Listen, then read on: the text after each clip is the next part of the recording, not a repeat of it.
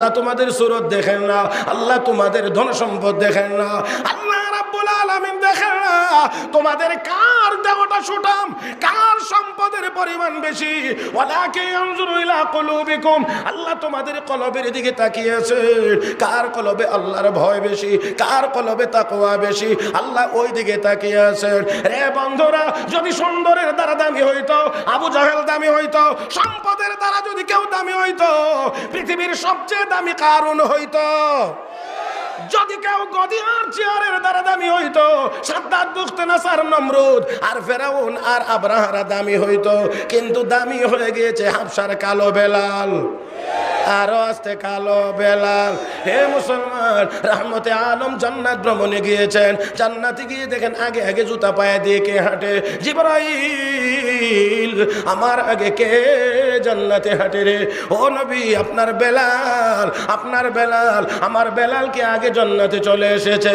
না নবী জান্নাতে চলে আসে নাই, আপনার বেলাল মদিনার জমিনে স্যান্ডেল পায়ে হাঁটছে আর আওয়াজের প্রতিধ্বনি আল্লাহর জান্নাতের ভিতরে হচ্ছে।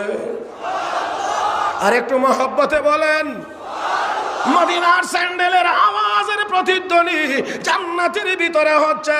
হে মুসলমান, দামি হয়ে গেল বেলাল। আবু জাহেল হতে পারলো না, আবু লাহাব হতে পারলো না, উতবা সাইবা ওয়ালিদ ইবনে মুগীরা, আখনাস বিন শুরায়কারা হতে পারলো না।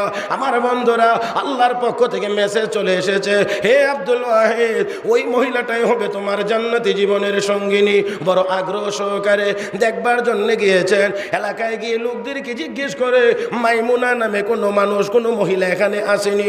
বলে না, আমরা চিনি না, আমরা চিনি না। তবে ওই যে দূরে দেখো টিলা, ওই টিলার ওই প্রান্তে একটা কাল্লা পাগল নি থাকে, গিয়ে দেখো, এটা নি তোমার মাইমুনা, এটা নি তোমার মাইমুনা।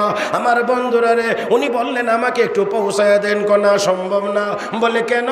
কই এখানে আমরা যাই না, কারণ মহিলাটা যেখানে থাকে এখানে আছে গহীন জঙ্গল, আছে বাঘ, হিংস্র এবং বিষাক্ত প্রাণী।